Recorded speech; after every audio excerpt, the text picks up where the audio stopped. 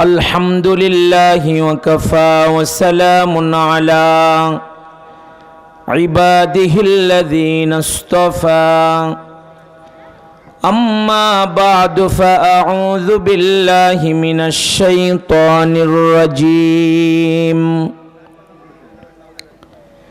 بسم الله الرحمن الرحيم وما أرسلناك إلا رحمة للعالمين وقال النبي صلى الله عليه وسلم من صلى علي واحدا صلى الله عليه عشرا وقال النبي صلى الله عليه وسلم من تمسك بسنتي عند فساد أمتي فله أجر 100 شهيد أو كما قال عليه الصلاة والسلام اللهم صل على محمد وعلى آل محمد كما صليت على إبراهيم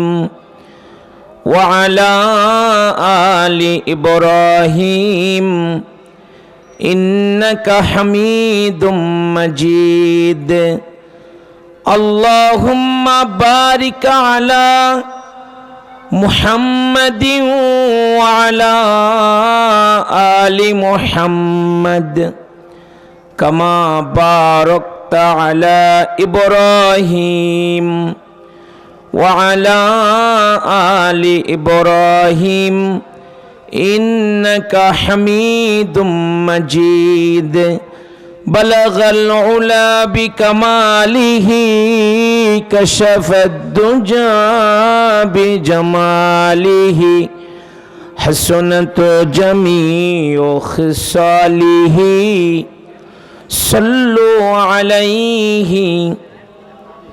জবান খুলে সবাই মোহাব্বতে পূরণ বলাগাল উলা বিকামালিহি كشف الدجى بجماله حسنت جميع خصاله صلوا عليه وآله لا إله এই ভিতরে সাউন্ড ক্লিয়ার করেন না ভাই, কথা কইতে কষ্ট হইতেছে, সাউন্ড ক্লিয়ার করেন।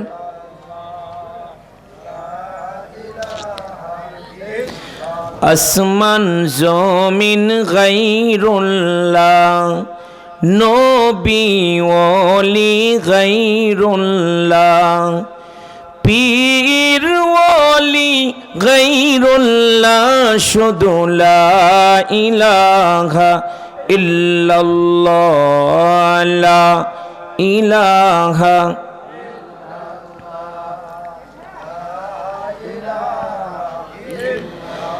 আসমানে আল্লাহ জমিনে আল্লাহ পাহাড়ে আল্লাহ পর্বতে আল্লাহ লা ইলাহা ইল্লাল্লাহ লা ইলাহা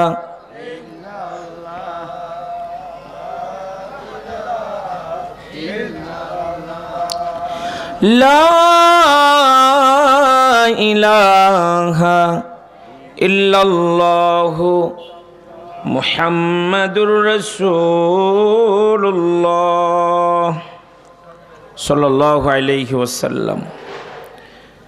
আলহামদুলিল্লাহ সুম্মা আলহামদুলিল্লাহ। ঐতিহ্যবাহী পানিশাল খোলাসুর মার্কাজুল কোরআন মাদ্রাসার আয়োজনে ষষ্ঠ বার্ষিক ওয়াজ ও দোয়ার মাহফিলের সম্মানিত সভাপতি আমার অত্যন্ত শ্রদ্ধাভাজন হাজি মোহাম্মদ আব্দুস সামাদ সাহেব বারাকাল্লাহু ফি হায়াতি, আজকের মাহফিলের মধ্যমণি আজকের এই দোয়া মাহফিলের মধ্যমণি বিশিষ্ট আলেমে দ্বীন ঢাকা বাইতুল মুবারক জামে মসজিদের সম্মানিত খতিব হজরতুল আল্লাম হজরত মাওলানা মুফতি মুস্তাকিম বিল্লাহ ফারুকি দামাত বরকাতুহুমা আলিয়া, দিগার হজরত বুজুর্গ উলামায়ে কিরাম, দূর দূরান্ত থেকে আগত আল্লাহ পাকের আশিকিন, জাকিরিন, শাকিরিন, মুহিব্বিন, মুরব্বিয়ানে কেরাম, আমার যুবক ভাইরা, পর্দার আড়ালের মা বোনেরা, আল্লাহর দরবারে শুকরিয়া যে আল্লাহ তাআলা আপনাদেরকে আমাকে ভালোবেসে মায়া করে রহমতি বরকতি জান্নাতের টুকরা বাগানে উলামায়ে দ্বীনদের সহবতে, আল্লাহওয়ালাদের সহবতে, নেককারদের সহবতে গুনাহ মাপের এই মাহফিলে আমাদের আল্লাহ আমাদেরকে আসার বসার তৌফিক দান করেছেন। মালিকের দরবারে শুকর গুজার হই, শুকরিয়া আদায় করি, কালিমাতুশ শুকর পড়ি আলহামদুলিল্লাহ। জবান খুলে সকলেই পড়ি আলহামদুলিল্লাহ। আমি ব্যক্তিগতভাবে আনন্দিত, আমাদের এই মাদ্রাসা এখানে মাহফিলের আয়োজন হইলেই আপনারা আমাকে স্মরণ করেন, আমি আসার চেষ্টা করি। আমার শান্তি লাগতো, ভালো লাগতো যদি আমি শেষ পর্যন্ত থাকতে পারতাম, কিন্তু অনেক আগের দাওয়াত, আর এক জায়গায় আবার একটু হাজিরা দিতে হবে সাভারে। তো এখানে আসলেই এই মাদ্রাসার জমিদাতা আমার অত্যন্ত প্রিয় মানুষ, এই এলাকার ভালোবাসার মানুষ যিনি ছিলেন আমার বিএসসি ভাই, ভাইয়ের কথা বারবার মনে পড়ে। আমরা দোয়া করি ভাইজান আমাদের পাশেই ঘুমিয়ে আছেন মাদ্রাসার কোণারে, আল্লাহ পাক রব্বুল আলামিন আমার ভাইয়ের কবরটাকে জান্নাতের টুকরা আল্লাহ বানায় দেয়, বলি আমিন। আরো জোরে বলি আমিন। আলোচনার শুরুতেই আমরা দোয়া করি আমাদের অত্যন্ত শ্রদ্ধাভাজন, আমাদের এই ওয়ার্ডের সম্মানিত মেম্বার, আমার চাচা, এর আদরের ছেলে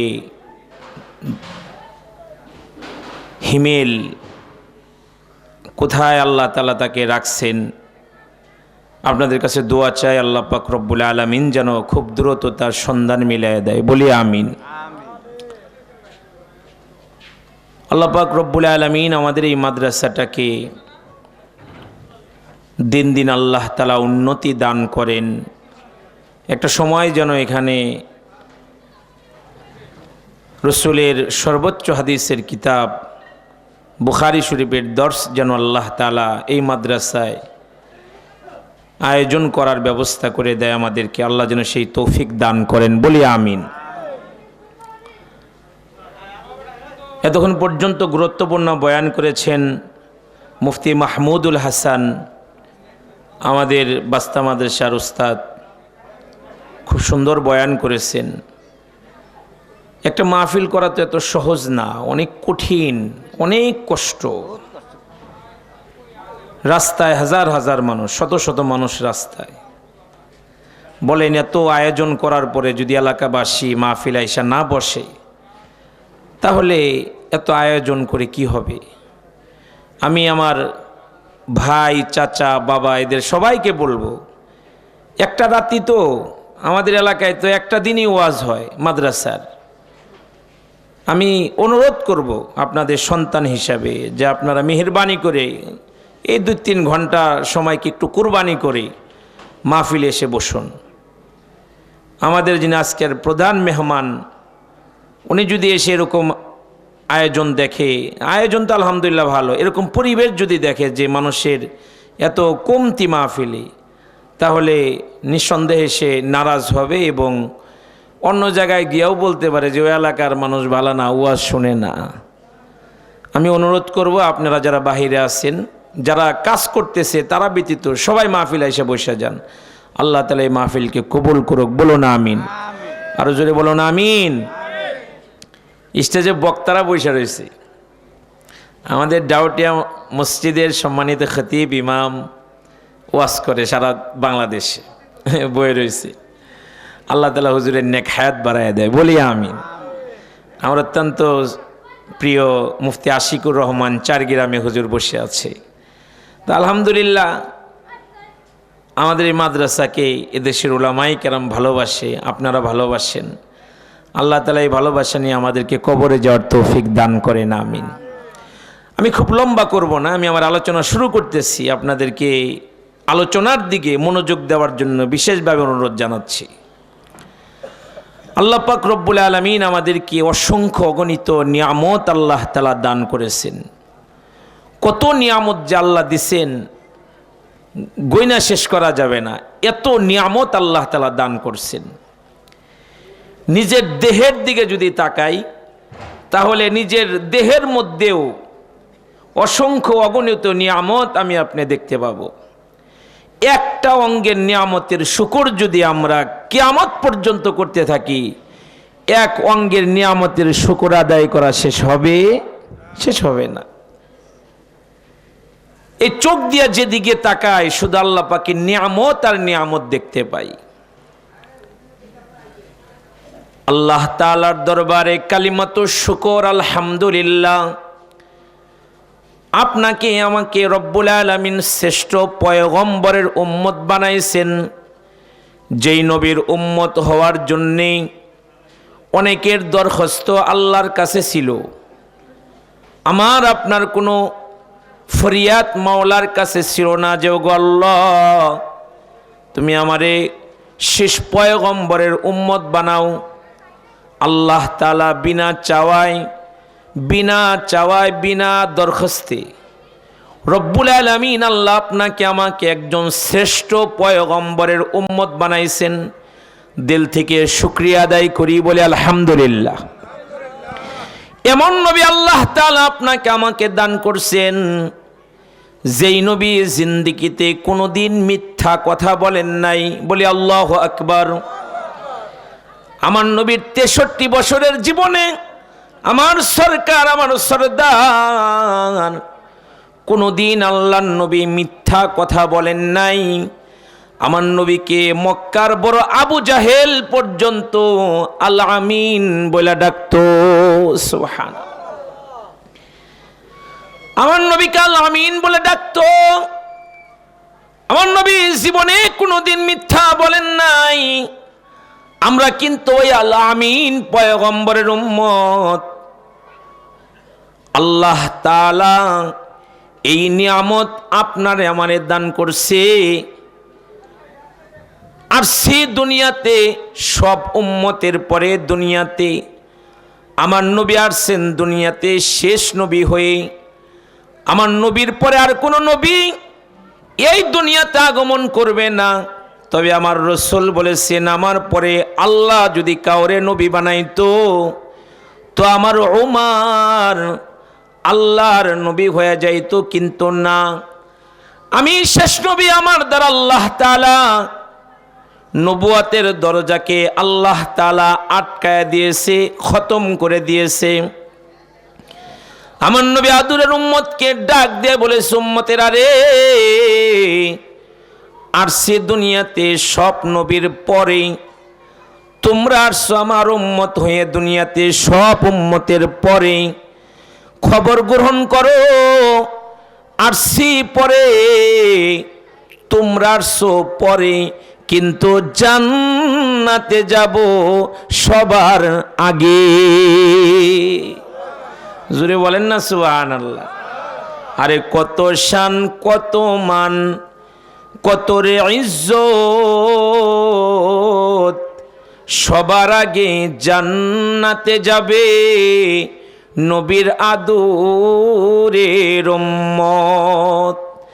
আর সে পরে কিন্তু জান্নাতে যাব আগে, এমন পয়গম্বরের উম্মত আল্লাহ তাআলা আপনারে আমারে বানাইছে। মান সাল্লা আলাইহি ওয়াহিদান সাল্লাল্লাহু আলাইহি আশারা। আমার পয়গম্বরের উপরে কেউ যদি একবার দুরূদ পড়ে, এতটুকুন যদি পড়ে সাল্লাল্লাহু আলাইহি ওয়াসাল্লাম, একবার কেউ যদি আমার হাবিবের উপরে একবার কেউ যদি দুরূদ পড়তে পারে, মহান আল্লাহ তার উপরে সাথে সাথে 10টা রহমত নাজিল করে দেয়। নবীর উপর কেহ যদি একবার দুরূদ পাঠ করে আমার আল্লাহ তাআলা তার উপরে 10টা রহমত নাজিল করে।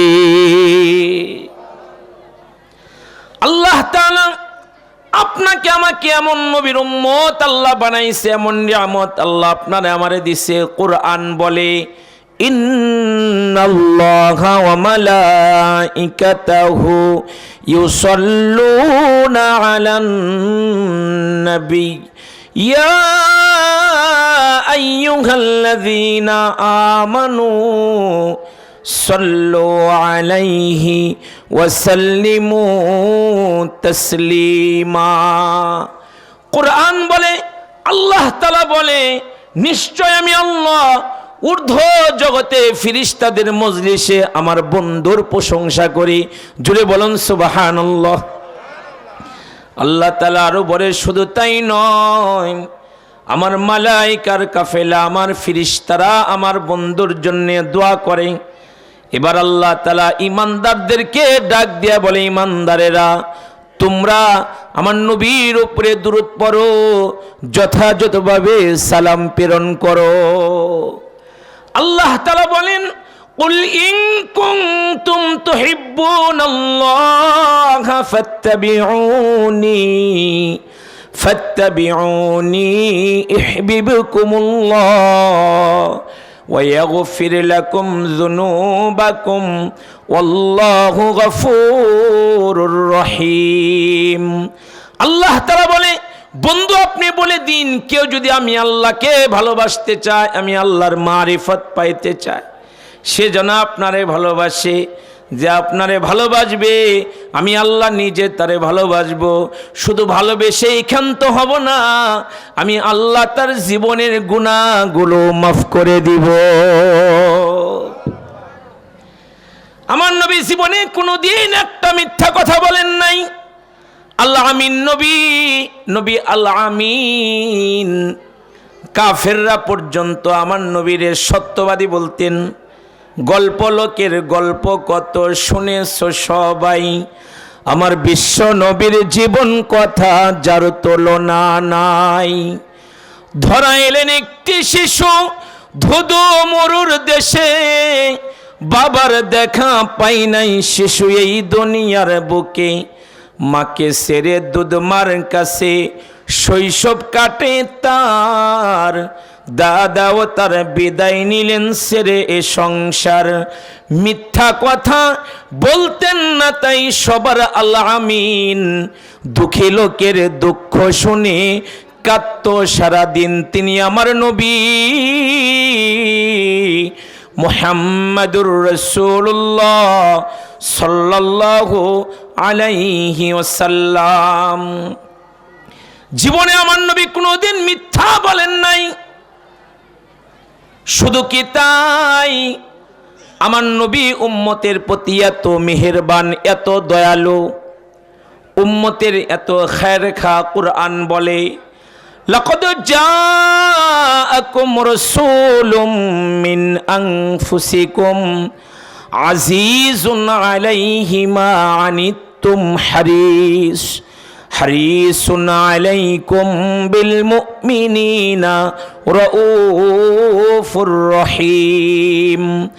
মহান আল্লাহ তাআলা তার পবিত্র কালামে বলেন, তোমাদের ভিতর থেকে তোমাদের নিকট একজন রাসূল এসেছে, যিনি তোমাদের দুঃখে কষ্টে নিজে ব্যথিত।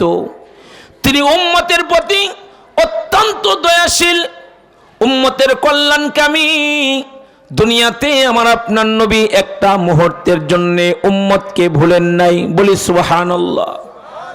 আজও মদিনার সবুজ গম্বুজের নিচে আমার হায়াতুন নবী, জিন্দা নবী মদিনার সবুজ গম্বুজের নিচে শুয়া শুয়া উম্মতির জন্য কান্দে।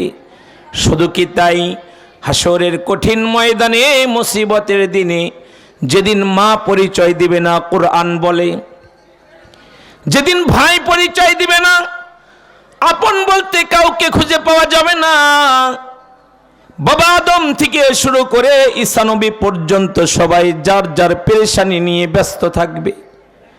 যেদিন সবার জবানে একটা আওয়াজ থাকবে, ইয়া নফসি ইয়া নফসি। ওই দিন আমার আপনার রাসূল, যিনি মক্কার মতি মদিনারি জ্যোতি পরপারের সাথে দু জাহানের কান্ডারি নবী, মাকামে মাহমুদের নিচে সেজদায় পড়ে উম্মতের জন্য আমার নবী কাঁদবে। আল্লাহর রাসূল একবার মিজানের পাল্লার কাছে চলে যাবে, আল্লাহর হাবিব আবার হাউজে কাউসারের পারে আমার দয়ার নবী চলে যাবে। ওইখান থেকে আবার আমার রাসূল দৌড়ায়া আল্লাহর নবী পুলসিরাতের গোড়ায় যায় দাঁড়ায়া যাবে। তার মানে বুঝাইতে চাই, উম্মতের ব্যথায় ব্যথিত আমার নবী হাসরের ময়দানে কেমনে উম্মতকে বাঁচানো যায়, আমার নবীর একটাই ফিকির থাকবে, জবানে থাকবে, ইয়া উম্মতি ইয়া উম্মতি। আল্লাহ তাআলা ওই নিয়ামত আপনাকে আমাকে দান করেছেন বিনা চাওয়ায়। আমার নবী শুধু মানুষের নবী না, আমার নবী সাপেরও নবী, আমার নবী গাছেরও নবী, কুল কায়নাতের সবকিছুর জন্য আমার পয়গম্বর আল্লাহর নবী। এজন্যই তো কোরআন বলে, ওমা আরসালনাকা ইল্লা রাহমাতাল লিল আলামিন। গোটা আলামের জন্য আল্লাহ তাআলা তাকে রহমত করে পাঠাইছে। আমার নবী ইতিমের সাথেও সুন্দর ব্যবহারকারী, আমার নবী অপরিচিত মানুষের সাথেও সুন্দর আচরণকারী। আমার আপনার নবী সেই নবী, যেই নবী কাফেরের সাথেও সুন্দর আচরণকারী। কোরআন বলে, হাদিস বলে, আমার নবী এত কথা কে কয় রে ওই মহিলা প্যান্ডেলে? এই কে এত কথা বলে? দিকে আশ্চর্য হয়ে যায়, কি ব্যাপার, নাকি কথা কইবার লেগে আইছে নাকি ওয়াশরুমের লেগে আইছে? আমার নবী বিশ্ব নবী, মদিনার মরু দুলাল নবী, যিনি কাফিরের জন্য খায়ের খা, অপরিচিত মানুষের সাথেও আমার দয়ার নবী উত্তম আচরণকারী। ইয়েতিম তার সাথেও আমার নবী উত্তম আচরণকারী, আপনজনদের সাথেও আমার নবী উত্তম আচরণকারী। জোরে বলি সুবহানাল্লাহ। আমার নবী ইয়েতিম নবী, কোরআন বলে আলাম ইয়াজিদিকা ইয়াতীমান ফাআওয়া। আল্লাহর নবী নিজেও ইয়াতীম, জন্মের আগে দুনিয়াতে বাপ হারাইছে, জন্মের 6 বছর পরে মাটারেও হারাইছে আমার দয়ার নবী। আমার নবী ইয়েতিমের জন্যে এত দরদি। হাদিস শরীফে আছে, আমার নবী একদিন ঈদের দিন সকালবেলা ঘর থেকে বাইর হইছে, ঈদগাহে যাবে। আল্লাহর নবী রাস্তার ধারে একটা মাঠের মধ্যে নজর করে তাকায়া দেখে বাচ্চারা নতুন কাপড় পইরা, গোসল কইরা, নতুন কাপড় পইরা, চোখে সুরমা দিয়া, সুগন্ধি দেহে লাগায়া, মনের আনন্দে মাঠের মধ্যে খেলা করতেছে। ঠিক এমন সময় আল্লাহর নবীর নজর চলে গেল মাঠের কোনা একটা বাচ্চা ময়লা কাপড় পইরা কার জন্য যেন ফোপায়া ফোপায়া বাচ্চাটা কান্দে, চুলগুলো এলোমেলো, জামা কাপড়ে ময়লা। আল্লাহর নবীর নজর তার দিকে চলে গেল। আমার নবী তো অপরিচিত মানুষের জন্য উপকারী, আল্লাহর নবী এত দয়ালু। আমার মায়ার নবী ওই বাচ্চাটার কাছে চলে গেল, বাচ্চাটার মাথায় হাত দিয়ে আমার দয়ার নবী তারে প্রশ্ন করলো, কাঁদো কেন, কি হয়েছে? আজকে ঈদের দিন, আসতো আনন্দ থাকার কথা, তুমি কান্না করো কেন? আমি নবী কি জানতে পারি? বাচ্চাটা আমার নবীর আনোয়ার চেহারাটার দিকে তাকায়া আরো কান্না করে দিচ্ছে। আমার দয়ার নবী বলে, কি হয়েছে বলো আমাকে খুলে। বাচ্চাটা কাঁদে আর বলে, ওগো আল্লাহর রাসূল, আজকে ঈদের দিন আমাকে নতুন কাপড় কিনে দিবে এমন মানুষ দুনিয়াতে নাই।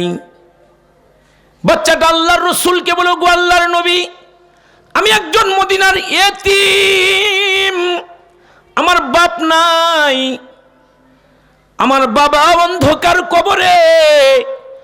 আজকে আমার আব্বা থাকলে আমাকে নিশ্চয় নতুন কাপড় কিনা দিত। আমার বাবা মানে নতুন কাপড় পরায়া নিজের হাতে ধইরা ঈদগাহে নিয়ে যাইতো। ওই যে আমার বন্ধুরা মাঠে খেলা করে, তাদের সবার বাপ আছে, বাবারা নতুন কাপড় কিনা দিয়েছে আর তারা মনের আনন্দে আনন্দ করতেছে, খেলতেছে। কিন্তু আমার তো আব্বা নাই, আব্বার কথা মনে কইরা আজকে ঈদের দিন আমি কান্দি। আল্লাহ রাসূল বাচ্চাটাকে ডাক দিয়ে বললেন, চোখের পানি মুছে ফেলো। এই ছেলে, আমি মুহাম্মদুর রাসূলুল্লাহ যদি তোমার আব্বা হয়ে যাই তাহলে কি তুমি খুশি হইবা না? আয়েশা সিদ্দিকা রাদিয়াল্লাহু আনহা যদি তোমার মা হয়ে যায় তুমি কি তাতে খুশি না? ছেলেটা যেন বসা থেকে লাফায়া দাঁড়ায়া নবীরে জড়ায়া দইরা বলে, নবী গো, আপনি যদি আমার আব্বা হয়ে যান আর আয়েশা সিদ্দিকা যদি আমার মা হয়ে যায়, নাই নাই নাই, আমার আর কোনো টেনশন নাই, আল্লাহর দোস্ত আমার আব্বা হয়ে গিয়েছে। আল্লাহর নবী বাচ্চাটাকে হাতে ধরে নিজের ঘরে দু জাহানের বাদশা তারে নিয়ে গেল। হযরত আয়েশাকে ডাক দিয়ে বললেন, হুমায়রা, বাচ্চাটাকে গোসল করাও। বাচ্চাটা হযরতে হুসাইন রাদিয়াল্লাহু আনহুর সমবয়সী ছিল। আমার নবী হুসাইনের একটা জামা আইনা বাচ্চাটার গায়ে আমার নবী নিজের হাতে পরায়া দিল। আব্বা যেমন তার সন্তানরে জামা পরায়া দেয়, আদর করে জামা পরায়া দেয়, আমার নবী ঠিক ওইভাবে করে আদরের হাত দিয়ে বাচ্চাটার গায়ের মধ্যে আমার নবী জামা পরায়া দিল। আল্লাহর নবী তার গায়ের মধ্যে খুশবু লাগায়া দিল। এবার বাচ্চাটাকে নিয়ে নবী ঈদগাহে যাবে। বাচ্চাটা হাইটা যাইতে চায়। আমার নবী ডাক দিয়ে বলেন, না, তুমি না আমার আব্বা লাগো, তুমি হাইটা না আসো, আমি নবীর কাঁধে চড়ো, আমি কাঁধে করে করে তোমাকে ঈদগাহে নিয়ে যাব। সুবহানাল্লাহ বলেন না, আমি তোমার কাঁধে লয়ে ঈদগাহে নিয়ে যাব। এতক্ষণ পর্যন্ত যেই ছেলেটা এতিম হওয়ার কারণে মাঠের কোনায় বসে কাঁদলো, ওই ছেলেটাই দুজাহানের সরদার নবীর কাঁধে আইসা বসে পড়ছে।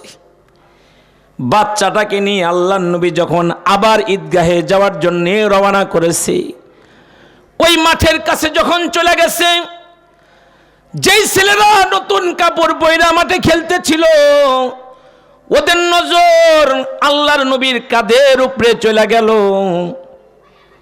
নজর করে দেখে যেই ছেলেটা এতক্ষণ পর্যন্ত মাঠের কোনায় বৈশা বৈশা ফুপায় ফুপায় কানছে, ওই ছেলেটার গায়ে নতুন কাপড় আর নবীর কাঁধের উপরে বয়ে রয়েছে। ছেলেগুলোর কাছে কাছে যখন আল্লাহর নবী তারে নিয়ে চলে আসলো, নবীজের কাঁধে বৈশা বাচ্চাটা বন্ধুদেরকে বলে, ও আমার বন্ধুরা, আমি কিন্তু আর এতিম না, আমি আর কাঁদবো না, আমার চোখের পানি মুছে ফেলেছি। জানো, আল্লাহর নবী আমার বাপ হয়ে গিয়েছে। মাঠে যে সকল বাচ্চাগুলো খেলতেছিল তাদের ভিতরে কেউ কেউ বলতে লাগলো, আহ, আমিও যদি এতিম হইতাম আর মুহাম্মদুর রাসূলুল্লাহ সাল্লাল্লাহু আলাইহি ওয়াসাল্লাম নবী যদি আমার বাপ হয়ে যাইতো তাহলে আমার কপালটা খুলে যাইতো। আল্লাহর নবী মুহাম্মদ আরবি বাচ্চাটাকে কাঁধে করে ঈদগাহে নিয়ে গেল। আল্লাহর নবী মেম্বারে গিয়ে বসে বলল, বাচ্চাটা নিচে বসতে চায়, আমার রসুল বলেন, না বাবা তুমি নিচে না আসো, আমার সাথে মিম্বরে বসো। আমার দয়ার নবী বাচ্চাটারে মিম্বরে বসায়া তার মাথার উপরে হাত দিয়া সাহাবায়ে কেরামদেরকে ডাক দিয়া বলে, সাহাবীরা রে, কেউ যদি এতিমের মাথায় স্নেহের হাত বুলাইয়া দেয়, ভালোবাসার হাত বুলাইয়া দেয়, তার হাতের নিচে যতগুলো চুল পড়ে আল্লাহ গুনে গুনে তত নেকি তার আমল নামায় আল্লাহ লিখে দেয়। কত দিন কত রাত কাঁদলে পরে, হে রাসূল মিলবে গো তোমার দিদার, কত কাল পথ চেয়ে থাকলে পরে আসবে গো ডাকই দূর মদিনার। দেখি চেয়ে রোজ রোজ কত জন যায়, আমার হৃদয় গো করে হাই হাই। নাও গো ডেকে নাও এ পুরা হৃদয় জোড়াও, নাও গো কবুল করে এই মিনতি। নারে তাকবীর। আমার নবী ইতিমের প্রতিও দয়ালু ছিল। আমার আপনার নবী নিকটতম আত্মীয়র প্রতিও নবী বড় দরদি ছিল। যেমন মক্কা বিজয়ের পরে আল্লাহর নবী হুনাইনের দিকে রওনা করেন, যুদ্ধ করেন, যুদ্ধে মুসলমানদেরকে আল্লাহ তাআলা বিজয় দান করেন। অসংখ্য গনিমতের মাল আল্লাহর নবীর কাছে চলে আসে, বন্দী মানুষ এবং অসংখ্য গনিমতের মাল সরকারে দু আলম নবীর কাছে চলে আসেন। আল্লাহর নবী নিয়ত করলেন, গনিমতের মালগুলো আমার সাহাবীদের মধ্যে আমি বন্টন করে দিব। ঠিক এমত অবস্থায় একজন সাহাবী নবীর কাছে এসে বলে, নবী গো, একটা মহিলা আপনার সাথে দেখা করতে চায়, সে নাকি আপনার বোন লাগে, দেখতে আপনার সমবয়সী, আপনি নাকি তার ভাই লাগেন। আল্লাহর নবী আপনার সাথে এসে আপনার মোলাকাত চায়। আল্লাহর নবী টেনশনে পড়ে গেল, জবান দিয়ে এই কথাও নবী বইলা ফেলল, আব্দুল্লাহর ঘরে, মা আমিনার ঘরে আমার তো আর কোনো ভাই বোন নাই, তাহলে কে এই নারী যে নারী আমার বোন বলে দাবি করলো? আল্লাহর নবী সাহাবীকে বললেন, যাও তাকে আমার কাছে নিয়ে আসো। মহিলাটাকে যখন নবীজির সামনে এনে দাঁড় করায়া দিল, আমার নবী নিজে তাকে জিজ্ঞাসা করল, আপনি নাকি আমার বোন লাগেন, আমি নাকি আপনার ভাই লাগি, কিভাবে? আমার জানা মতে আমার তো কোনো বোন নাই। মেয়েটা দূরে দাঁড়ায় বলে, সত্যই আমি তোমার বোন লাগে, তুমি আমার ভাই লাগো, তুমি আমারে চিনো নাই। আল্লাহর নবী বললেন, না, তোমারে তো আমি চিনতে পারলাম না। মহিলাটা ডাক দিয়া বলে, ভাই রে, কত আদর যে তোমারে আমি করছি, নিজে না খাওয়া তোমারে আমি খাওয়াইছি, কত রাত কত দিন যে তোমারে ঘুম পাড়ানির গান শোনায় শোনায় তোমারে ঘুম পাড়াইছি, কত জায়গায় যে তোমারে নিয়ে ঘুরতে গেছি, সেই বোনটাকে তুমি আজকে ভুলা গেলা। আমার নবী বললেন, সত্যই আমি ভুলে গিয়েছি। কে আপনি? আপনি যদি আপনার পরিচয়টা দেন। মেয়েটা ডাক দিয়া বলে, তুমি ছোটবেলায় তায়েফে ছিলা মা হালিমাতুস সাদিয়ার কাছে। আমার নবীর দুধমার নাম হালিমাতুস সাদিয়া। মেয়েটা ডাক দিয়া বলে, আমার চিনো না? আমি হালিমাতুস সাদিয়ার কন্যা সাইমা, তোমার আমি কত আদর করছি ভাই, আজকে তুমি আমার ভুলে গেছো। আল্লাহর নবী যখন শুনেছে এটা সাইমা হালিমাতুস সাদিয়ার কন্যা, আল্লাহর নবী নিজের গায়ের জামার উপরে আল্লাহর নবীর চাদর, দু জাহানের বাদশা নবী নিজের চাদর খুইলা জমিনে বিছায়া দিয়েছে বোনটাকে বসতে দিতে। বলেন না সুবহানাল্লাহ।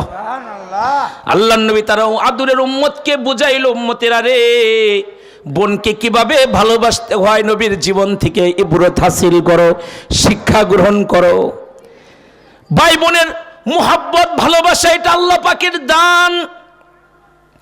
আফসোস আর পরিতাপের সাথে বলতে হয়, মানুষ ধর্ম বোন বানায়, মানুষ ধর্ম ভাই বানায়। বানায় কি বানায় না? ধর্ম বোন রে ছাড়া তার বাড়িতে কোনো আয়োজন হয় না, ধর্ম ভাই ছাড়া তার ঘরে কোনো আয়োজন হয় না। বর্তাবাদ করলেও ওই ধর্ম ভাইয়ের দাওয়াত দেয়া নেই। আর ভাইয়ের সাথে এমন দুশ্মনী, মাঝখান দিয়ে ওয়াল দিছে একটা, মানে চেহারাই দেখতো না। আল্লাহ নবীর জীবন থেকে আমাদেরকে ইবরত হাসিল করতে হবে, মনে রাখতে হবে রক্ত কোনোদিন আলাদা করা যায় না। কথা বলুন ঠিক না? যতই ঝগড়া হোক না কেন, আপনার বিপদ হইলে আপনার ভাইটাই আপনার বিপদে, আপনার বোনটাই আপনার বিপদে আগে দৌড়ায় আসবে। কথা বলেন ঠিক না? আল্লাহ নবী নিজের চাদর মোবারক জমিনে বিছায়া দিল, বোনকে ডাক দিয়া বলে, বোন রে আসেন, নবুয়তের চাদরের উপরে এসে আপনি বসে যান। সাইমারে নবীর গায়ের চাদরের উপরে নিয়ে বসাইলেন। বোনের সাথে আল্লাহ নবী খুশ গল্পে একেবারে ডুইবা গেলেন।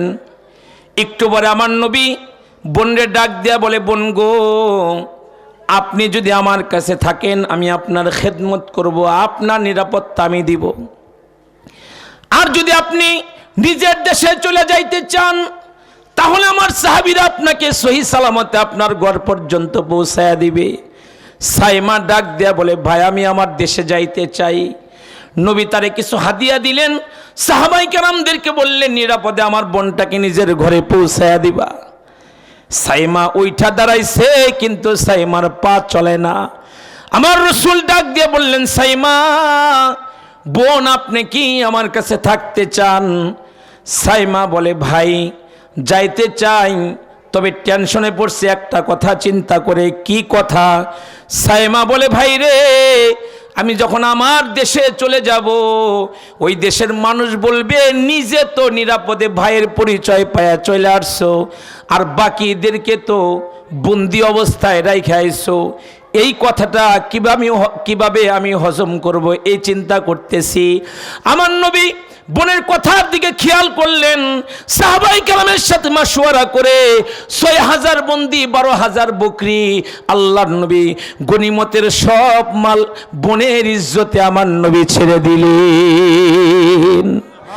নবী নবী করে আর কত কাল আমি কাঁদব, আপন নয়নে কবে জানি, আপন নয়নে কবে জানি প্রিয় নবীকে মোরা দেখব। নবী নবী করে আর কত কাল আমি কাঁদব। আল্লাহ তাআলা আমাদেরকে নিয়ামত দান করেছেন, যিনি বোনের সাথেও সুন্দর ব্যবহার করত। আল্লাহর হাবিব তো ওই নবী যিনি কাফেরের সাথেও সুন্দর ব্যবহারকারী ছিলেন। জোরে বলুন সুবহানাল্লাহ। আমার নবী আল আমিন নবী, যেই নবীর চেহারাটার দিকে তাকাইলে 7 দিনের ক্ষুধার্ত মানুষ খোদার কথা ভুলে যাইত। আল্লাহর নবীকে কেউ আক্রমণ করতেছে, গালি দিতেছে, আমার নবীরে কেউ আঘাত করতেছে, আমার আপনার নবী সেই নবী উল্টা তার জন্য হিদায়েতের শান্তির দোয়া করতেছে। কোরআন বলে, ওয়াইযা খাতাবাহুমুল জাহিলুনা ক্বালু সালামা। নবীর কেউ গালি দেয়, উল্টে তার লিগে নবী আল্লাহর কাছে দোয়া করে। সুবহানাল্লাহ বলেন। আল্লাহ নবী একদিন এক রাস্তা দিয়ে যায়, উম্মে জামিল নামে এক নারী আমার দয়াল নবীরে কষ্ট দেয়। ময়লা পানি নবীর উপরে ছুঁড়ে মারেন, নোংরা জিনিস নবীর উপরে ছুঁড়ে মারেন। ধৈর্যের পাহাড় আমার নবী মায়ার নজরে তার দিকে তাকায় থাকে, কিছুই বলেন না। ইচ্ছা করলে আমার নবী কিছু বলতে পারেন, কিন্তু কোনো কিছুই কয় না। ধৈর্যের পাহাড় আমার নবী। আল্লাহর নবী ওপর দিয়ে আর একদিন যায়। আজকে আর কেউ নবীর উপরে ময়লা ফেলে না। কোনো কষ্ট আর কেউ আল্লাহর নবীর ওই দিন দেয় না। ওই মহিলাকে নবী আর দেখতে পান না। রাস্তার লোকদেরকে আমার নবী জিজ্ঞাসা করলেন, ও ভাইরা, যেই নারী আমার এত কষ্ট দেয় তারে তো দেখি না।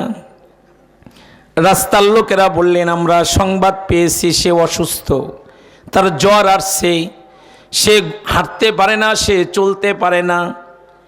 মহিলাটা বিধবা ছিল, একটা মাত্র কন্যা তার ঘরে ছিল। অসুস্থ মায়ের খেদমতে ওই মেয়েটা নিয়োজিত, মায়ের খেদমত করতেছে, মায়ের মাথাটা ভর দিয়া দিতেছে, পা গুলো ভর দিয়া দিতেছে, মাথার মধ্যে পানি দিতেছে। ঠিক এমন সময় কে যেন ঘরের বাহিরে থেকে কলিং বেল টিপ দিয়েছে, দরজার মধ্যে নক করেছে। অসুস্থ মহিলা তার কন্যাকে ডাক দিয়ে বলে, মারে দেখ দরজার বাহিরে কে আসলো। মেয়েটা দরজা ওপেন করে দেখে, দরজার সামনে মানবতার শ্রেষ্ঠ দূত মুহাম্মদুর রাসূলুল্লাহ সাল্লাল্লাহু আলাইহি ওয়াসাল্লাম নবী দাঁড়ায় রয়েছে। একানা একানা, তার পিছনে এই উম্মতের সেরা মানুষ আবু বকর সিদ্দিক রাদিয়াল্লাহু আনহু দাঁড়ায় রয়েছে। মেয়েটা একটা দৌড় দিয়ে মায়ের কাছে আইসা বলে, মারে সর্বনাশ রে মা, আব্দুল্লাহর বেটায় পড়ছে। তুমি যে কষ্ট আব্দুল্লাহর বেটাকে দিয়েছো সে তো পড়ছে, একানা লগে লোক নিয়ে আসছে, তার বন্ধুরে নিয়ে আসছে। আজকে তোমার গলা টিপে টিপে মারবে মা, আমাকেও গলা টিপে টিপে মারবে, কেউ আমাদেরকে সাহায্যের জন্য আসবে না। মহিলাটার এমনি জ্বর, আরো ভয়ে কাঁপতেছে। সত্যই আব্দুল্লাহর ছেলের হাত থেকে আমাদের আজকে আর রক্ষা নাই। মহিলা একটু পরে কন্যাকে ডাক দিয়ে বলে, মারে যা আব্দুল্লাহর বেটারে ভিতরে আসতে বল, আমি তার কাছে সরি বলবো, আমি তার কাছে মাপ চাবো, দেখি সে আমারে মাফ করেনি। মেয়েটা দরজার সামনে গিয়ে আমার নবীকে ওয়েলকাম করলেন। এখান থেকে একটা সবক নিব বাবা, কারো বাড়িতে ঢুকতে গেলে, কারো রুমে প্রবেশ করতে গেলে অনুমতির দরকার আছে না নাই? অনুমতি দিলে ঢোকা যাবে, অনুমতি ছাড়া কারো ঘরে ঢোকা ইসলাম বৈধতা দেয় নাই, এটা জায়েজ না। কারো আপনার ছেলের রুমে ঢুকতে গেলে অনুমতির দরকার আছে না নাই? অনুমতি দিলে ঢোকা যাবে, অনুমতি ছাড়া কারো রুমে ঢোকা জায়েজ নাই, ইসলামে শিখাতে হয়। আল্লাহর নবী অনুমতি পেয়ে আবু বকর সিদ্দিককে সঙ্গে নিয়ে নবী ঘরের মধ্যে তশরিফ আনলেন। মহিলা শেওরের কাছে গিয়ে নবী দাঁড়ায় গেলেন। আল্লাহর নবী বুঝতে পারলেন মহিলা ভয় পাইছে। মহিলাটাই জিজ্ঞাসা করলেন, হঠাৎ আমার বাড়িতে কি মনে করে? আমার দয়ার নবী মায়ার নবী বললেন, মারে রাস্তার থেকে সংবাদ পাইলাম, লোকেরা বললেন আপনি নাকি অসুস্থ, আপনার নাকি জ্বর আসছে, এজন্য আপনারে এক নজর দেখার জন্য আপনার বাড়িতে আমি আগমন করেছি। আহারে, যেই নবীরে ও মহিলা কষ্ট দেয়, যন্ত্রণা দেয়, উল্টা ওই মহিলার অসুস্থতার কথা শুই না আর কেউ যায় নাই, আমার আপনার রসুল তার বাড়িতে গিয়ে হাজির হয়ে গেছে। আরে ওই নবীর উম্মত হইয়া কত দুশ্মনী, কত হিংসা, অথচ আমার নবী দুশ্মনের জন্য উপকারী মানুষ ছিল। জুড়ে বলি সুবহানাল্লাহ। দুশ্মনেরও খায়ের খা ছিলেন। মহিলা যেন আসমান থেকে জমিনে পড়ছে, আমার রসুলের কদম দুইটা জড়ায় ধরে বলে, বাবারে আমি বুঝতে পারি নাই, আমি অন্যায় করেছি, আমি ভুল করেছি, আমার ভুল হয়ে গিয়েছে। তুমি তো আল আমিন, তুমি তো সত্যবাদী, তুমি আল্লাহর নবী, এখন তুমি আমারে পড়ায়া দাও লা ইলাহা ইল্লাল্লাহু মুহাম্মাদুর রাসূলুল্লাহ। জবান খুলে বলুন সাল্লাল্লাহু। আমার আপনার নবী পর উপকারী নবী। কেউ অপরাধ করে ফেলেছে, আমার নবী তার ব্যাপারেও দরদি ছিলেন। মসজিদের মধ্যে নবী বয়ান করতেছেন, সাহাবায়ে কেরাম কান খাড়া করে নবীর বয়ান শুনতেছেন খেয়াল করে। আপনারা যেমন খেয়াল করে কথা শুনতেছেন, তো সাহাবায়ে কেরাম আরও খেয়াল করে শুনতেন।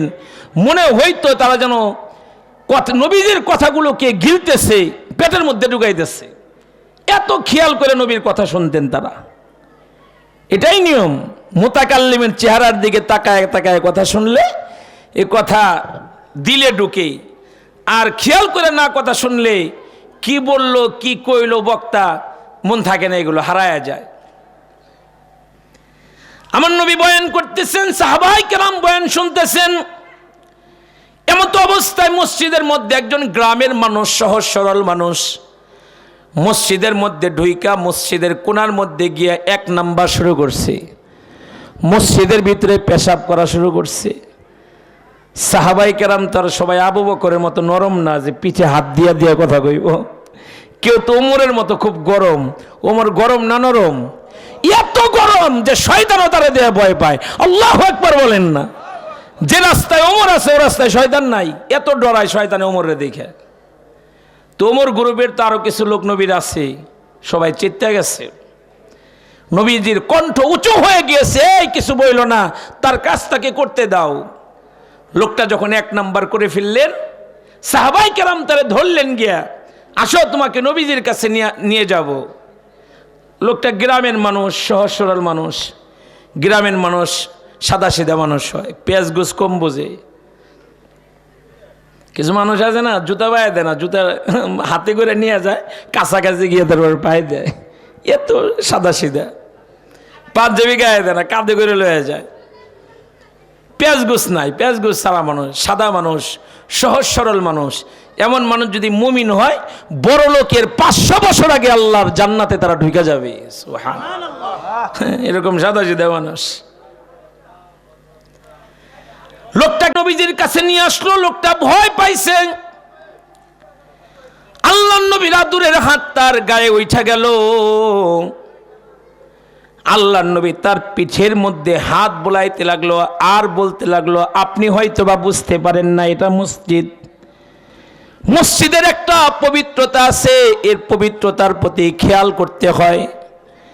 আপনি যখন আবার কখনো আসবেন, মসজিদের মধ্যে আপনি আরাম করবেন, মসজিদের বাহিরে পেশাব পায়খানা জরুরত হলে ওইখানে যাবেন, ঠিক আছে? হুজুর ঠিক আছে। আল্লাহর নবী, দয়ার নবী, মায়ার নবী নিজের গায়ের একটা জামা, একটা জুব্বা ওই লোকটাকে হাদিয়া দিল। লোকটা মনে মনে কয়, অন্যায় করলাম, মারবে দূরের কথা, একটা ধমক পর্যন্ত দিল না, উল্টা আমারে জামা হাদিয়া দিল। সুবহানাল্লাহ বলবেন না? আমরা কেমন নবীর উম্মত দেখছেন নি? আমার ভাইরা, আমার বাবাজিরা, লোকটা নবীজির কাছ থেকে বিদায় নিয়ে যখন গ্রামের বাড়িতে যাবে, গ্রামে চলে যাবে, আল্লাহর নবী মায়ের মতোই লোকটার দিকে তাকায় রইলেন। যখন বাসায় আসি, আমার গাড়ি যে পর্যন্ত দেখা যায়, বাসা থেকে যে পর্যন্ত দেখা যায়, আমার মা মায়ার নজরে গাড়ির পিছনের দিকে ওই পর্যন্ত তাকায় থাকে। এটা শুধু আমার মা না, কোনো সন্তান যদি বাসা থেকে বের হয়, যত দূর পর্যন্ত দেখা যায় মা তাকায় থাকে। আমার আপনার নবী দু জাহানের সর্দার ও বাদশা নবী, নবীর কাছে কেউ দেখা করতে আসলে যত দূর পর্যন্ত দেখা যাইতো, মায়ার নজরে আমার নবী তার দিকে তাকায় থাকতো। বাড়িতে আসলে যখন যাই,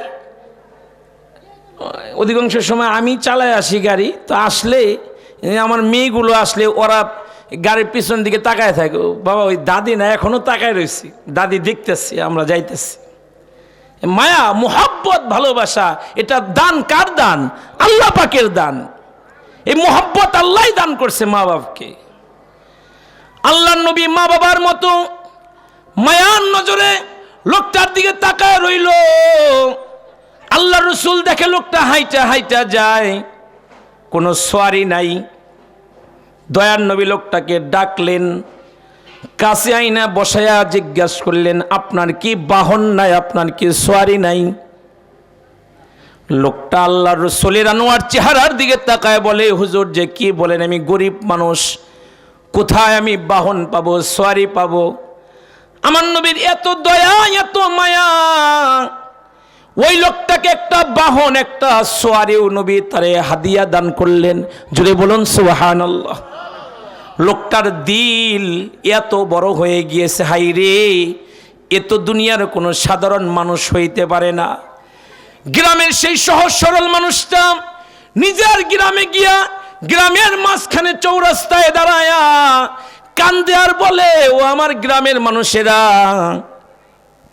আমি এমন একজন মানুষের দিদার পেয়েছি, এমন একজন মানুষের দেখা পেয়েছি। আমি মারাত্মক একটা অপরাধ করে ফেলেছিলাম, আমাকে মারবে দূরের কথা, একটা ধমক পর্যন্ত আমার এসে দেয় নাই, উল্টা দেখো মানে কত কিছু হাদিয়া দিয়েছে। গ্রামের লোকেরা বলে, তাহলে আমাদেরকে ওই ভালো মানুষটার কাছে একটু নিয়ে চলো। ওই লোকটার রাহবাড়িতে গ্রামের 300 মানুষ নবীজির দরবারে এসে নবীজির সুন্দর ব্যবহারে কালিমা পড়ে মুসলমান হয়ে গিয়েছে।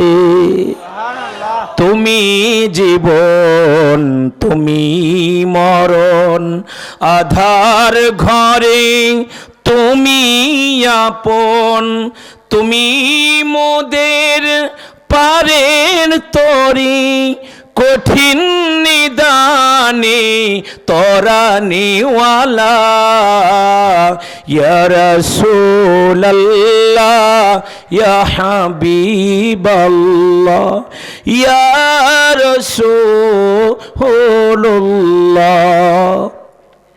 তুমি মোদের আশার আলো, তাই তো তোমায় বাসি ভালো, হৃদয় নামের ফুলদানিতে, হৃদয় নামের ফুলদানিতে গেথে রেখেছি প্রেমের মালা, ইয়া রাসূলাল্লাহ, ইয়া হাবিবাল্লাহ, ইয়া রাসূলুল্লাহ। নারে তাকবীর। আমার নবী বিশ্ব নবী, যে নবী কাফিরের সাথেও সুন্দর ব্যবহার করত, ওয়ান মুসলিম তার সাথেও নবীর আচরণ ছিল বড় সুন্দর। বুখারী শরীফে আছে, কুরআনুল কারীমের পরে সবচাইতে বিশুদ্ধ কিতাবের নাম সহিহ বুখারী। আল্লাহ নবী একদিন মসজিদের মধ্যে ঢুকে পড়ছে, দুজাহানের বাদশা নবী দেখে সাহাবাই কেরাম একজন কাফেরদের সর্দারকে মসজিদের খুঁটির লাগাই না বাঁধা রাখছে। বুখারী শরীফে আছে, নাম তার সুমামা। আল্লাহ নবী তার নিকট চলে গেল। নবী তাকে গিয়ে বলল, সুমামা বন্দী হইছ, জানতে চাই তোমার কেমন লাগতেছে, তোমার মনের ভিউ কি? সুমামা কাফের। সুমামা ডাক দিয়া বলে, আমার টেনশন লাগতেছে না, চিন্তা লাগতেছে না। কেন? বন্দী হইছ, চিন্তা লাগার তো কথা। বলেন না, আমি জানি আমি যার কাছে বন্দী হয়েছি এই মানুষের ভিতরটা খুব ভালো। সুবহানাল্লাহ বলেন না। কাফের সনদ দিতেছে আমার নবীর ভিতর ভালো। আল্লাহু আকবার বলেন না। সুমামা ডাক দিয়া বলো, আব্দুল্লাহর ছেলে, আপনি যদি আমারে মুক্তি দেন তাহলে মুক্তিপণ যা চাবেন আমি তাই দিব, অনেক টাকা পয়সা আমার আছে। আর যদি আমারে আপনি মারেন, মনে রাখেন শত মার্ডার কেসের আসামিরা আপনি মারলেন। এই যে কথার ফাঁকে নবীর প্রশংসা কাফেরের মুখে, আমার নবীর দিল এত নরম। সাহাবায়ে কেরামদেরকে ডাক দিয়ে বললেন, সুমামার বাদন খুইলা দাও, কোনো মুক্তিপণ লাগবে না, কারণ তার জবানে আমি নবীর প্রশংসা শুনে আমার দিলটা নরম হয়ে গেছে, এটা ছাইরা দাও। সুমামার বাদন খুইলা দিল। সুমামা মদিনার একটা খেজুর বাগানে গিয়া খেজুর বাগান থেকে পানি উঠাইল, কুয়া থেকে। আজও মদিনার খেজুর বাগানগুলোতে কুয়া আছে। আমার নবী ইন্তেকালের পরে যেই কুয়ার 7 কলস পানি দিয়ে আমার নবীরে গোসল দেওয়া হয়েছিল, আজও নবীর মেহমানেরা ওই কুয়ার কাছে যায়। ফাতেমা রাদিয়াল্লাহু আনহার বাড়ির সন্নিকটে সালমান ফার্সি রাদিয়াল্লাহু আনহুর খেজুর বাগানের কাছে যেই কুয়া, আল্লাহর নবীর ইন্তেকালের পরে নবীর ওসিয়ত ছিল, আমি মরে গেলে আলী ওই কুয়ার পানি দিয়ে আমাকে গোসল দিবা, শেষ গোসল দিবা। নবী মাঝে মাঝে ওই কুয়ার পারে যাইতেন, ওই কুয়ার পানি নবী নিজে পান করতেন। নবীজি মাঝে মাঝে ওই কুয়ার পানি দিয়ে গোসল করতেন। আল্লাহর নবী ওই কুয়াটাকে ভালোবাসতেন। সালমান ফার্সি রাদিয়াল্লাহু আনহুর খেজুর বাগানের পাশেই ওই কুয়াটা, আজও ওই কুয়াটা বিদ্যমান আছে। হাজিরা নবীর মেহমানেরা ওই কুয়ার কাছে যায় এবং কুয়ার আশেপাশে তো ব্যারিকেড দেওয়া, ভিতরে গিয়া 1 গ্লাস 2 গ্লাস পানি পান করা যায়, পানি আনা যায় না। প্রসেসিং আছে ভিন্ন পথে পানি আনার, কিন্তু বেশিরভাগ লোকই পানি আনতে পারে না।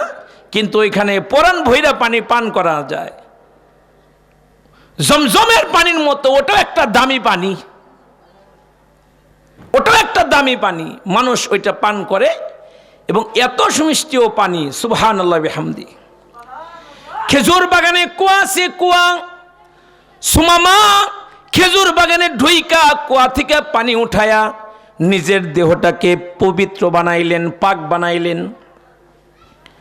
নিজের বদনটাকে পবিত্র বানায়া দৌড়ায়া মসজিদে নববীর সামনে আইসা পড়া শুরু করে দিলেন, আশহাদু আল্লাহ ইলাহা ইল্লাল্লাহু ওয়া আশহাদু আন্না মুহাম্মাদান আবদুহু ওয়া রাসূলুহু। কালিমা পড়া ফেললেন। সাহাবায়ে কেরাম অবাক হয়ে গেল। আল্লাহর নবী মায়ার নজরে সুমামার চেহারাটার দিকে তাকায় রইল।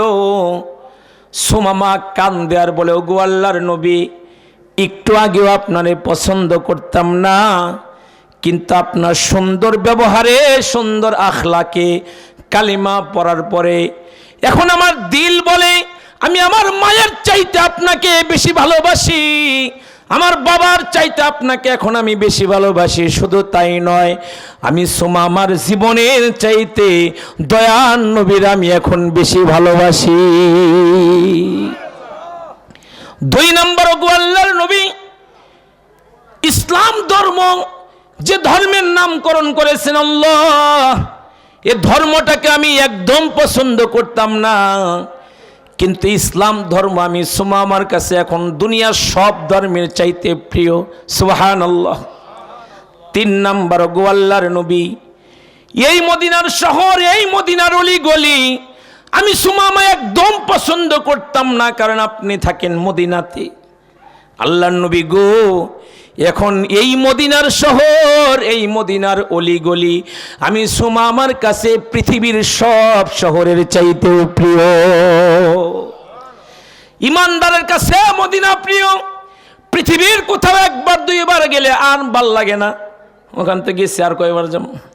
কিন্তু মদিনা এমন এক শহরের নাম, যেই শহরে গেলে আশিকে রাসূলের পরাণ জুড়ায় না, পরাণ ভরে না। 1000 বার গেলেও আশিকে রাসূলের পরাণ জুড়ায় না। কথা বলুন ঠিক না? কারণ কি? কারণ কি? কারণ ওই মদিনার মাটির নিচে আমার মদিনার মরদুলাল নবী ঘুমায় রইছে। এজন্যই তো দেশের বহু বুজুর্গ, বহু আল্লাহওয়ালা আল্লাহর কাছে এইভাবে দোয়া করতেন, গো আল্লাহ, আমার মরণটা মদিনার মাটিতে দিয়েন আল্লাহ, জান্নাতুল বাকি কবরস্থানে আমার একটু জায়গা দিয়েন আল্লাহ, যাতে আমি তোমার হাবিবের প্রতিবেশী হয়ে থাকতে পারি। আল্লাহর কাছে শেষ রাত্রের মোনাজাতে এইভাবে ওলি বুজুর্গরা কাঁদতেন। কোন কবি কবিতা লিখছে আর চোখের পানি জড়াইছে, কবিতা লিখছে আর কান্না করছে। মদিনারি মাটি যদি আমি হইতাম, আমার নবীজিকে বুকে ধরে রাখিতাম। মদিনারি পাখি যদি আমি হইতাম, ওরে গিয়ে নবীজিকে সালাম দিতাম। এইভাবে করে কবিতা লেখছে আর নবীর লেখা কানছে। আশিকে রাসূলরা সবকিছু বইলা যাইতে পারে, কিন্তু মদিনা ভুলতে পারে না। কথা বলেন ঠিক কি না? কারণ কি? কারণ ওই মদিনার মাটির নিচে আমার দয়ার নবী, আমার হায়াতুন নবী শুয়ে রইছে। এজন্য কোনো দিন কোনো আশিকে রাসূল নবীরে এবং মদিনা ভুলতে পারে না, ঠিক কি না? সোনার মদিনা আমার প্রাণের মদিনা, সব বলিব কিন্তু তোমায় ভুলতে পারি না, সব বলিব কিন্তু তোমায় ভুলতে পারি না। ইয়াসরিব নামে তুমি ছিলে অলক্ষণীর দেশ, বড়ই মারাত্মক যে ছিল তোমার পরিবেশ। ইয়াসরিব নামে তুমি ছিলে অলক্ষণীর দেশ, বড়ই মারাত্মক যে ছিল তোমার পরিবেশ। নবীর ছোঁয়া পেয়ে তুমি সোনার মদিনা, নবীর ছোঁয়া পেয়ে তুমি শাহে মদিনা, সব বলিব কিন্তু তোমায় ভুলতে পারি না, সব বলিব কিন্তু তোমায় ভুলতে পারি না। আল্লাহ তাআলা ওই নিয়ামতের হকদার আল্লাহ তাআলা আপনারে আমারে বানাইছে। শ্রেষ্ঠ পয়গম্বরের উম্মত আল্লাহ তাআলা আপনারে আমারে বানাইছে। যেই নবী অপরিচিত মানুষ, নবী তারে চিনে না, তার সাথেও নবী সুন্দর ব্যবহার করতেন। জোরে বলেন সুবহানাল্লাহ। মক্কার জিন্দেগিতে নবী একদিন ঘর থেকে বাইর হইয়া দূর, বহু দূর চলে গেছে, বর্ডার এলাকায় চলে গেছে আমার নবী। বর্ডার এরিয়াতে গিয়া আমার নবী নজর করে তাকায় দেখে একজন মহিলা, তার মাথার মধ্যে বোঝা, হাতের মধ্যে গাঁটটি, কই যেন কাকে বকতে বকতে যাইতেছে, মনে হয় খুব রাগ। আমার নবী দৌড়ায়া বুড়ির কাছে গিয়া বলে, মা এত বড় বোঝা কেন নিছেন? দেন গো মা, দেন, আমার মাথায় দেন, কোথায় নেওয়া লাগবে বইলা দেন, আমি নিয়ে দেই।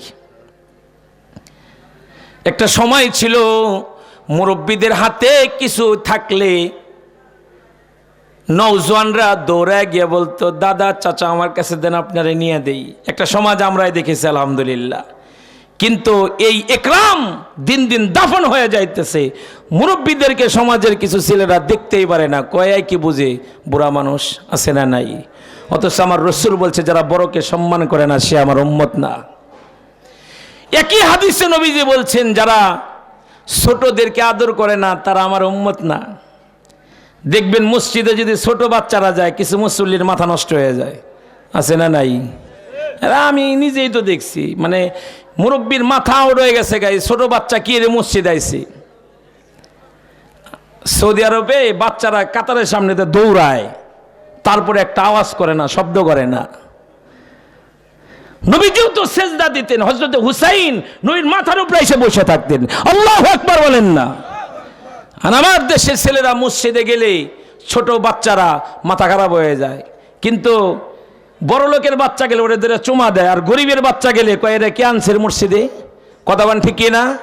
এই মাসলা কি শুধু গরিবের বাচ্চার লিগা যে ওই কে লিগে মসজিদ আইছে? বড় লোকের বলা গেলে তারে চুমা দেয়, তারে চকলেট কিনে দেয়, চিপস কিনে দেয়। এটা কোন নিয়ম রে ভাই? নবীজি বলছেন, যারা ছোটদেরকে আদর করে না সে আমার উম্মত না। 3 নাম্বার নবীজি বলছেন, যারা আলেমদেরকে তাজিম করে না তারা আমার উম্মত না। মুনাজাতে জুমার দিন ইমাম মুসল্লিদের জন্য দোয়া করে, কান্না করে করে, যে আল্লাহ তার আব্বারে মাফ করে দেন, তারে মাফ করে দেন, তারে মাফ করে দেন, আল্লাহ তার সংসারে আপনি বরকত দান করেন। গোটা এলাকার জন্য ইমাম কান্দে কান্দে দোয়া করে। এই ইমামের পিছনে লাগে সেই মুসল্লি যে মুসল্লির লেগে ইমাম এতক্ষণ পর্যন্ত দোয়া করছে। আফসোস, ইমামের চাকরি খাওয়ার জন্য ধান্দা করে এমন মুসল্লি আছে না নাই? মনে করেন কুরবানির সময় হুজুরে পরে আইছে, অন্যজনের টাকে গেছে, পরে কেন আইলো হুজুরি মিছে লাগছে, কই কেমনে থাকে না দেখে দেব। এমন মন মানসিকতার মানুষ সমাজ আছে না নাই? অথচ নবীজি বলছে যারা আলেমদেরকে তাজিম করে না সে আমার উম্মত হইতে পারে না। আল্লাহ নবী ওই মহিলাকে গিয়ে বললেন, মা দেন আমার কাছে, দেন আমি নিয়ে দেই আপনার বোঝা। মহিলা মনে মনে খুশি হয়েছে, যত সময় কাজের মানুষ পাওয়া গেছে, নবীজির মাথায় নিজের বোঝা উঠাইয়া দিয়েছে। এবার মহিলা হাইটা হাইটা যায়, আমার দয়ার নবীও পিছনে পিছনে যায়। মহিলা এই কাজের লোকটার কাছে মনের দুঃখের কথা শেয়ার করতেছে। কি দুঃখ? বলে বাজান চলে যাইতেছি মক্কা থেকে, কারণ এর পরিবেশ ভালো না মোটেও। কি হয়েছে মা? বলে মক্কা নগরীতে একটা ছেলে ছিল, সবাই তাহলে আল আমিন বলতো, সত্যবাদী বলতো, সবাই আদর করতো, তারে ভালোবাসতো। কিন্তু ইদানিং শুনি তার মাথা আউট হয়ে গেছে, গা পাগল হয়ে গেছে। নাউজুবিল্লাহি মিন যালিক। কেন মা, কি হয়েছে? বুড়ি বলে সবাই তারা আমরা দূর থেকে আদর করতাম, ভালোবাসতাম, কিন্তু ইদানিং শুনি সে পাগল হয়েছে। এখন তার কাজ হলো ভাইয়ে ভাইয়ে ঝগড়া লাগানো, বাপ বেটার সাথে ঝগড়া লাগায়, এক বংশের মানুষের সাথে আর এক বংশের মানুষের ঝগড়া লাগায়। তার মানে এমন কোন দিনের দাওয়াত দেয়, বাপ দাদার ধর্ম সাইরা অনেকে তার ধর্মে চলে যাইতেছে। পরিবেশ ভালো না, এজন্য নিরাপদে থাকার জন্য গ্রাম থেকে চলে যাইতেছি। আমার নবীর নাম ধরে ধরে ওই মহিলা গালি দিতেছে। আমি জানতে চাই যারে গালি দেয় হয় দূরে না কাছে? দূরে না কাছে? ধৈর্যের পাহাড় আমার নবী, একটা কথার জবাবও নবী দেন না, বুড়ির বুঝাও ফেলে দেন না। জায়গা মতো যখন চলে গেছে, বুঝারাই কেন নবী যখন চলে আসবে, মহিলা তখন ডাক দেয়া বলে, বাবা তুমি তো খুব বালা, তুমি তো বড় আমানতদার, এত কথা তোমার সাথে শেয়ার করলাম, কিন্তু তোমার পরিচয়টাই তো আমার জানা হইল না। কি নাম তোমার? কোথায় বাড়ি, কোথায় ঘর? কি তোমার বাবার নাম? কি তোমার মায়ের নাম? আমার নবী তাবাসসুম মুস্কি হেসে দিয়ে বলে, মা রাস্তা ভৈরা যারে গালি দিতে দিতে আসছেন, আমি সেই মুহাম্মদুর রাসূলুল্লাহ সাল্লাল্লাহু আলাইহি ওয়াসাল্লাম। মহিলা যেন আসমান থেকে জমিনে পড়ছে। নবীরা ডাক দিয়া বলে, বাজান রে আমার ভুল হয়ে গিয়েছে। আবু জাহেল, উতবা, শাইবা, ওলীদ ইবনে মুগীরা ওরা আমার কাছে ভুল নিউজ দিয়েছে, ওরা তোমার ব্যাপারে আমাকে ভুল কথা শোনাইছে। তুমি তো খারাপ মানুষ না, তুমি তো আল আমিন। এখন তুমি আমারে পড়ায়া দাও লা ইলাহা ইল্লাল্লাহু মুহাম্মাদুর রাসূলুল্লাহ। পড়েন না সাল্লাল্লাহু আলাইহি ওয়াসাল্লাম। আমার আপনার নবী অপরিচিত মানুষের সাথেও সুন্দর ব্যবহার করত। আল্লাহ পাক রব্বুল আলামিন আপনার আমারে ওই দামি নবীর উম্মত বানাইছে, শুকরিয়া আদায় করি বলি আলহামদুলিল্লাহ। আর জোরে আওয়াজ করে বলি আলহামদুলিল্লাহ। মেয়ের ভাই, দুস্থ আর বুজুর্গ আজিজ, আমার নবী এমন নবী, যতদিন তার নাম ছিল মুহাম্মদ সাল্লাল্লাহু আলাইহি ওয়াসাল্লাম, ততদিন কোনো শত্রু ছিল না। যেই দিন ওই নামের সাথে অ্যাড হয়েছে সাল্লাল্লাহু আলাইহি ওয়াসাল্লাম, ওই দিন আপন চাচা আবু লাহাব দাঁড়িয়ে গিয়েছে আমার নবীকে পাথর মারার জন্য, ঠিক কি না? আমার মুহাম্মাদের প্রেম হৃদয়ে জাগে, আমার মুহাম্মাদের প্রেম সাল্লাল্লাহু, আমার মুহাম্মাদের প্রেম হৃদয়ে জাগে। হইতো যদি জন্ম আমার মক্কাতে, প্রিয় নবীর সাথে যেতাম দিনের দাওয়াতে, আমার মুহাম্মাদের প্রেম হৃদয়ে জাগে। আপন চাচা আবু লাহাব আমার নবীকে মারার জন্য দাঁড়ায় গেছে। আরবের সংসদে কাফের বেঈমানেরা বৈশা গেছে, সলা পরামর্শ শুরু হয়ে গেছে, আব্দুল্লাহর বেটারে কেমনে থামানো যায়। কাফেরেরা সভা করে আরবে, বুত পূজার না চলিবে এভাবে। হাইরে মুহাম্মদ যদি না আসিত এভাবে, পূজা তবে চলতো মোদের জগতে। কেহ বলে করো তারে দেশান্তর, কেহ বলে রাখো তারে হাজতগর। আবু জাহেলের নেতা কর্মীরা বলে, ও আবু জাহেল নেতা, আব্দুল্লাহর ছেলের জেলখানার মধ্যে বইরা দাও। কেউ বলে না, বিদেশে পাঠায়া দাও। আবু জাহেল মাথা নাড়ায় না। শয়তান এসে বুড়ো সাজে সেখানে, আমার একটা কথা শোনো সকলে, তারাইলে কি লাভ হবে তাহাকে, প্রচার কার্য চালাইবে সবখানে। শয়তান এসে বুদ্ধি দিল, আব্দুল্লাহর বেটারে যেখানেই পাঠাইবা, সে মক্কাতে যে কাজ করে, সে যেখানে যাবে ওই কাজেই সে ব্যস্ত হয়ে যাবে। আমার বুদ্ধি নাও, আব্দুল্লাহর বেটারে টুকরা টুকরা কইরা পাহাড়ে পাহাড়ে ছিটাইয়া দাও, যেন তার অনুসারীরা কোনোদিন তারে খুঁজা না পায়। জোরে বলেন না নাউজুবিল্লাহ। আমার দয়ান নবী মায়ান নবীকে কাফেররা মারতে চায়। আমার নবীর ঘরটা ওরা বড় বড় তরবারি নিয়ে ঘেরাও করেছে রাতের অন্ধকারে আমার নবীকে মারবে বলে। ওরা আমার নবীরে মারতে চায়, আর আমার দয়ান নবীরে বাঁচাইতে চান কি?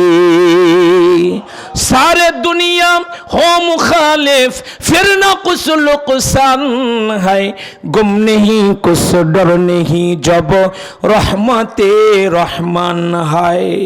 সারা দুনিয়া আলাদা হয়ে যাক না, আমার আল্লাহ যদি আমার সাথে থাকে, আমার আর কোনো টেনশন আছে? আর কোনো চিন্তা আছে? নাই, আর কোনো চিন্তা নাই। আমার আল্লাহ যদি আমার হয়ে যায়, আল্লাহ তাআলা ওই নিয়ামতের হকদার, ওই নিয়ামত আল্লাহ তাআলা আপনারে আমারে দান করছে। যত নিয়ামত আল্লাহ দিছে গোনা যায় না। শ্রেষ্ঠ নিয়ামতের মধ্যে মুহাম্মদুর রাসূলুল্লাহ সাল্লাল্লাহু আলাইহি ওয়াসাল্লামের উম্মত আপনারে আমারে বানাইছে। ওই নবীর ইত্তিবা করব তো ইনশাআল্লাহ। জোরে বলেন ইনশাআল্লাহ।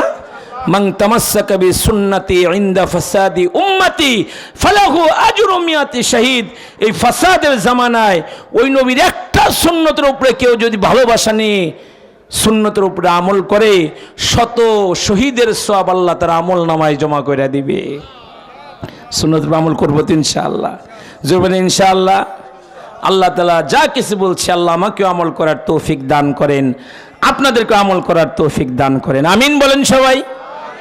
রাস্তায় অনেক লোক এতক্ষণ পর্যন্ত চিন্তা করছেন না, ছোট ভাই বয়ান করতেছে, বাস্তে বয়ান করতেছে, যাওয়া দরকার নাই। কিন্তু এখন তো আমাদের দাওয়াতি মেহমান চলে আসবে। আমি আপনাদেরকে বিনয়ের সাথে বলবো, খুব জলদি করে প্যান্ডেলের মধ্যে এসে বসে যান। আমাদের দাওয়াতি মেহমান হজরত আল্লামা হজরত মাওলানা মুফতি মুস্তাকিম বিল্লাহ ফারুকী দামাত বারকাতুহুম আলিয়া অত্যন্ত গুরুত্বপূর্ণ বয়ান নিয়ে এক্ষুনি মজলিসে তাশরীফ আনবেন। আপনারা যারা বাহিরে আসছেন জলদি করে চলে আসুন। যা কিছু বলছি আল্লাহ সবার আগে আমাকে আমল করার তৌফিক দান করেন, আপনাদেরকে আমল করার তৌফিক দান করেন। আমিন। আবারও আপনাদের কাছে দোয়া চাই আমাদের ছোট ভাই হিমিলের জন্য, আল্লাহ যেন তোর সন্ধানটা খুব দ্রুত মিলাইয়া দেয়। আমিন বলি সবাই। মেম্বার কাকার ছেলে, খুব জলদি করে যেন আমরা তার সন্ধানটা পেয়ে যাই। আমরা আল্লাহর কাছে দোয়া করব। দোয়া অনেক বড় হাতিয়ার। আর দোয়াও মুখুল ইবাদা। অপর এক হাদিস, আর দোয়াও হুয়াল ইবাদা। দোয়াটা একটা ইবাদত। এজন্য আমরা দোয়া করতে কার্পণ্যতা করব না, তার জন্য দোয়া করব আল্লাহ যেন সন্তানকে মায়ের বুকে আল্লাহ যেন ফিরিয়ে দেয়। আমিন বলি। আমি মুবারকবাদ জানাই আমার চাচা, ব্যস্ত মানুষ, তারপরও লম্বা সময় স্টেজে বৈশা বাস্তের বয়ান শুনছি। আল্লাহ তাআলা চাচার উত্তম জাযা দান করেন, মত পর্যন্ত জনগণের খেদমত করার তৌফিক দান করেন। আমাদের এলাকার যত মুরব্বীরা কবরে আছে, আল্লাহ যেন সবার কবরকে জান্নাতের টুকরা বানায় দেয়। আপনাদের কাছে দোয়া চাই, শেষ পর্যন্ত থাকতে পারলে শান্তি লাগতো, ভালো লাগতো। নিজেদের মাদ্রাসা, কিন্তু সবার আর একটা প্রোগ্রামে আমার জন্য ইন্তজার করতেছে, জন্য যাওয়া লাগতেছে। দোয়া চাই আপনাদের কাছে। হযরত অত্যন্ত গুরুত্বপূর্ণ বয়ান করবেন। আপনারা কেউ নড়াচড়া না দিয়ে বাহিরে যারা আছেন জলদি করে মজলিস এসে বসে যান। আসসালামু আলাইকুম ওয়া রাহমাতুল্লাহি ওয়া বারাকাতুহু।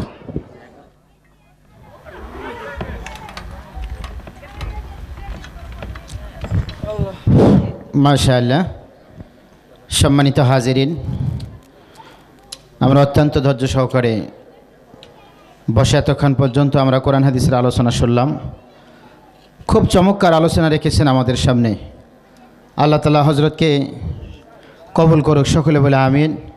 এবং এতক্ষণ পর্যন্ত আমরা যা কিছু শুনেছি সব কিছুর উপরে আল্লাহ তাআলা আমাদের প্রত্যেককেই আমল করার তৌফিক দান করুক, সকলে জবান ছেড়ে দিয়ে বলেন আমিন। সম্মানিত হাজিরিন, আমি দৃষ্টি আকর্ষণ করে বলছি, আমাদের এখন প্রধান আকর্ষণ আজকের এই মাহফিলের